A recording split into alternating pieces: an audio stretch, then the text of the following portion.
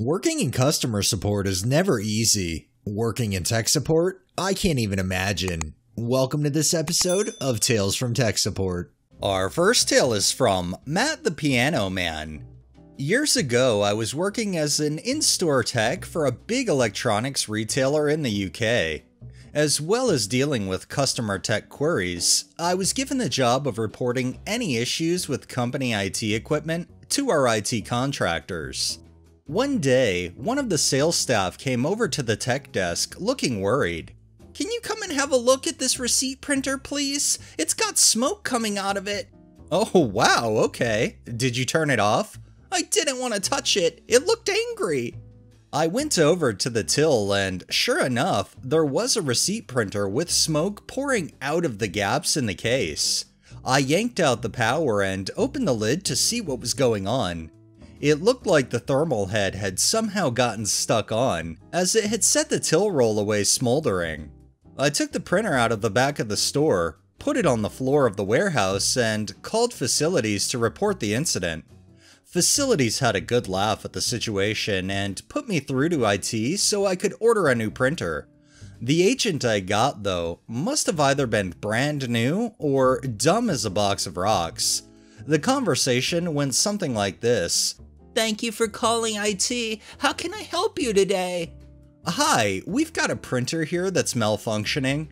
It's overheated or something because it set a till roll on fire." "Okay, are you at the affected workstation now?"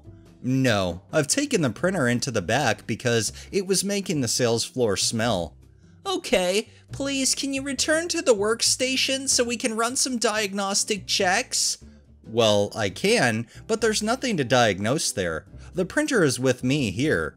"Please, can you take the printer back to the workstation and reconnect it so that we can run our diagnostic checks?"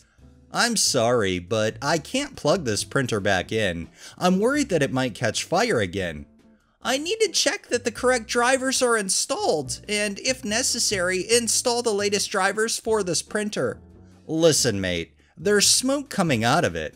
I don't think a driver update will fix this. It was literally on fire 15 minutes ago. I understand that you have a script to follow, but this printer is toasted." "If you're unwilling to go through the diagnostics with me, then I'll have to report this call to my supervisor, and your manager will be informed." "Okay, fine. Let's do the diagnostics then." I spent the next 20 minutes pretending to go through the diagnostics with him, giving him the answers that would guarantee an escalation. After 20 minutes, he agreed that it was likely a hardware issue, and a tech would be dispatched with a new printer. Just one thing before I go. Can you send me a copy of the recording of this call? That way, when my manager asks why it took so long to report a burnt-out printer, I'll have the answer. My manager was a good sport about it. We had a good laugh listening through the call when it came through. I mean, you mentioned that the tech must have been new or dumber than a box of rocks. I think I'm gonna have to go with the dumber than a box of rocks because honestly, who in their right mind would think it would be safe or smart to plug in something that was previously on fire? This next tale is by Tater Biscuit. I support a VoIP product that the company uses for all its phone stuff. Security contacted us about an upset user who says that voicemail is recording her phone calls. She's not being paranoid. It did in fact happen. Her colleague called her. She answered. They talked for 5 minutes. Later, she got an email with an MP3 file and a written transcript of the call. Being very freaked out by this is reasonable. She is very freaked out. I looked through what data we have, and I can see one system says there was a one-to-one voice call that lasted for 5 minutes. Another system says the call was transferred to voicemail. If it was transferred to voicemail, the first system should have a little cassette tape icon instead of the phone with an arrow pointing away icon. The correlation IDs from both systems match. It definitely was one phone call, and the systems disagree about whether it was a voicemail or not. To me, that's just one weird thing. Somehow the call forked, and the system that most likely thinks about voicemail thinks it was a voicemail. The system that tracks the voice calls thinks it was a voice call. Maybe some freak split-second timing is required to explain why both systems think they took the call. One should lock the other out, but maybe there's a 0.01 millisecond window where this could happen. Tiny enough that we've never had this happen before. But the telephony support people have a theory. They must already have been on an external PSTN call, completely external to our system. And then, during that call, one of them also inadvertently called the other from their VoIP client to her VoIP client. That is, A used his phone's calling app to call B's cell phone number, but also A used the VoIP app to call her VoIP app. She answered the first call, but not the second. The second rolled over to voicemail and recorded the entire conversation. It could happen. There would be 2 calls, but we'd only see one of them. The telephony guy insists that there must have been 2 calls, one voice call that was answered and a separate call that was not. They categorically reject the idea that one call could get forked like this and 2 different systems each think they owned the call. So the 2-call theory is also just one weird thing, but only if both systems agree that the second call was a voicemail.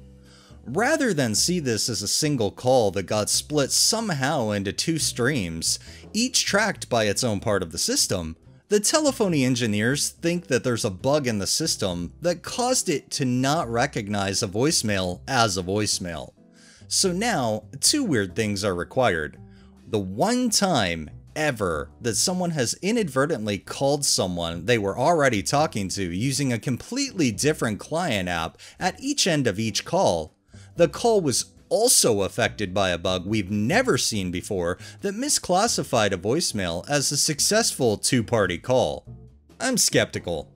I'd be skeptical too. I don't fully understand the technical side on how all this played out, but I just don't see somebody needing to call the exact same person 2 separate ways if they're already on the phone with them. To me, it just sounds like a glitch in the software, but I'm definitely not a tech pro. And our final tale is from Poland Ray. At my work, we have 2 technology teams, desktop support and system support.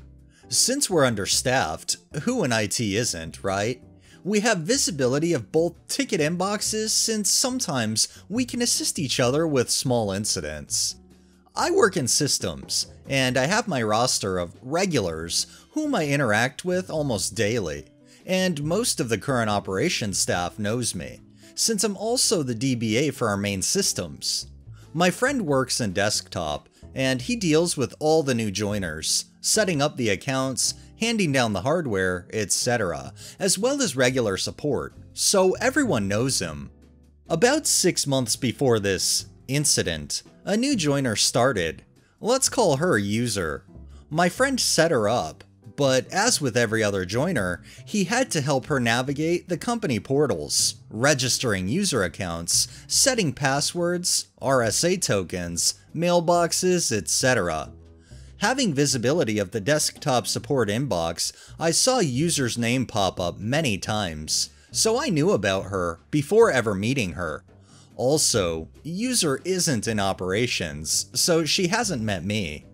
One Friday, most of the office is working from home, including my friend from desktop. However, User would need some help getting her Bloomberg account set up. So Thursday evening, my friend tells me, User will be coming to the office tomorrow to set up her Bloomberg account. Can you help her log into the Bloomberg terminal? Cool. Easy peasy lemon squeezy. Friday morning, User arrives and asks, "Are you Poland Ray? I was told by desktop support to come see you for my Bloomberg access." "Ah yes, let's have you log into the terminal and set up your credentials. Shouldn't take more than 2 minutes. User sits down and enters her details while Bloomberg is registering her new account. I'm sitting next to her, doing my own thing on my laptop. While she's there idly waiting, she tries to engage in small talk. "So I haven't met you before, you must be new. When did you start?" I just side-eye her and quizzically smile. I've been with the company for 4 years. I just see her freeze and go quiet. Bloomberg confirms that she's been registered as a new user. I tell her, that's it, you're all set up now. If you have any other issues, don't hesitate to email desktop support. User leaves and never interacts with me again. Not even after she started needing help from systems, preferring to go directly to my junior colleague than to email us directly. Safe to say, I think she's still embarrassed about that and doesn't want to risk having me pick up her tickets. Junior colleague is currently away on holidays for 2 weeks. User still refuses to come to me for help. I think she's waiting for junior colleague to return. Oh well. I feel like she's intimidated or afraid to approach you and ask because you've been with the company so long, and that she's afraid that her little errors might cost her her job, when in reality it's probably the exact opposite. You're there to provide the support when they need it, and if they're not trying to get that support, I feel like that would cause you to lose your job more than getting the help. But that's just my speculation. Alright, that's enough tales for the day. Well, that wraps up this episode of Tales from Tech Support. If you liked the video, please drop a like, share my content on all of your social media, subscribe if you haven't already, and make sure to hit that bell so you're notified every time I upload, and drop a comment down below. It really helps with the algorithm and helps new people find my channel. Thanks for watching, thanks to my patrons, have a great day and stay safe out there.